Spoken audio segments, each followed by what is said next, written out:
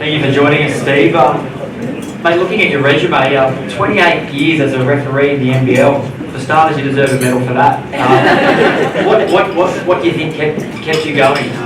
Your love? What was it? Before I answer the question, Matt, can I just say how warm and inviting it was, and not a little bit surreal as well. As a referee, or a former referee, to walk into a basketball function to applause. I would have been much more at home if you'd all started with some friendly booing, questioning my parentage. 28 years of refereeing. A thick skin, fading hearing. It certainly wasn't because I had, a little like Rob, it certainly wasn't because I had any background as a player. I was a rugby union front rower who happened to have a basketball referee's whistle passed to him at some stage when I was in college, and it started from there. It certainly wasn't because I knew the rules very well. Some of those coaches you saw on there were reminding me of that. And it certainly wasn't because I had any great athletic, potential. I certainly wasn't the most athletic person on the court. If you're watching the clip of Damien's earlier on, you might have noticed very briefly when he took that steal, Damien, and raced away for a breakaway layup. You might have noticed there was a referee left flat-footed at half court. He went racing past. I'm pretty sure that was me. And if it wasn't me that time, he probably caught me 5 or 6 other times when I got caught. Seriously, I kept refereeing in the past for 28 years. I guess for the same reason that I'm still teaching for 40 plus years. I love doing it. It's the sort of thing that I really enjoyed the challenge. If I can toot my own horn, I think the one quality that I do have is that I get on well with people. So I found that I was able to form good relationships with players and coaches on the court most of the time. And I think that's possibly what stood me in good stead.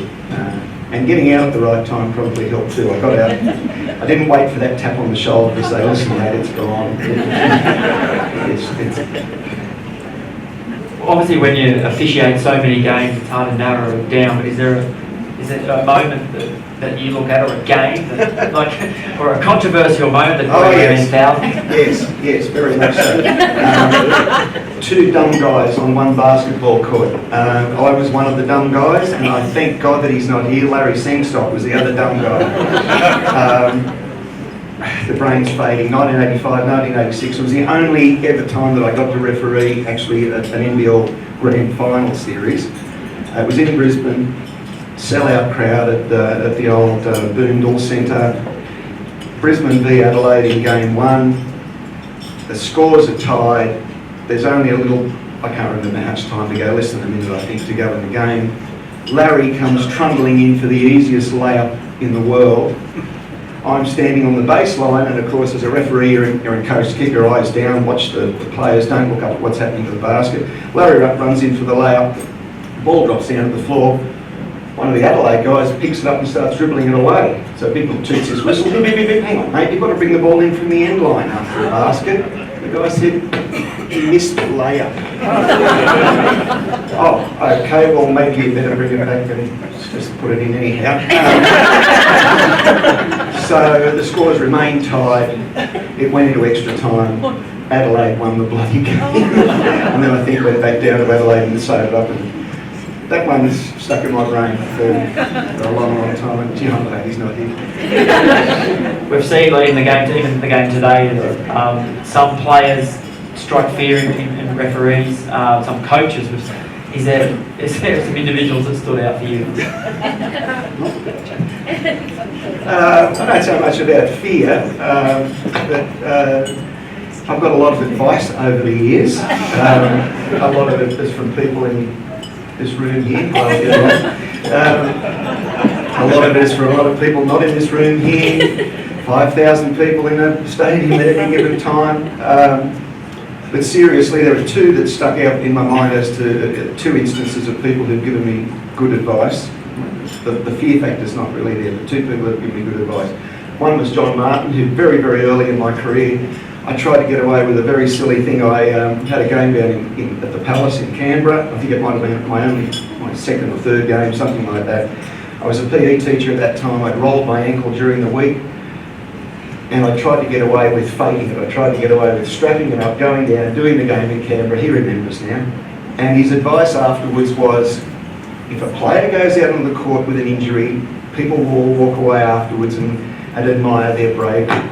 If a referee goes out on the court with an injury and tries to referee, people will say how bloody stupid you were. And it's a really good way to end your career before it even gets started. So that was advice number one. The other one, I was really lucky with Billy Milton-Hall to go on tour to the Summer Pro League in Los Angeles, once again somewhere in the mid-80s, the brain's gone again. And the legendary official Darryl Garrettson was at that thing, and he pulled me aside one side. He said, "Steve, remember this." He said, "Rules are for the guidance of wise men and for the blind obedience of fools." And he didn't really quite say it like that. What he actually said was, "Man, you got to know when to take that rule book and just throw the damn thing in the corner and use your common sense." So, because I was never really good at the rules, that one stuck in my mind too. That one's been fairly handy. Beautiful. And finally, is there anyone you'd like to thank? Oh.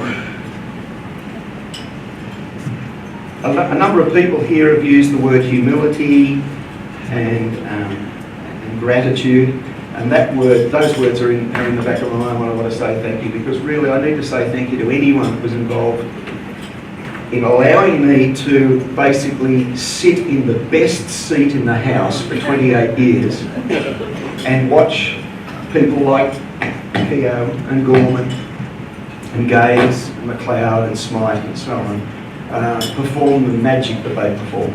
Best seat in the house. I never got the thrill, I don't think, once again the brain's gone, but I don't think I ever got the thrill of refereeing Lauren. I even remember. But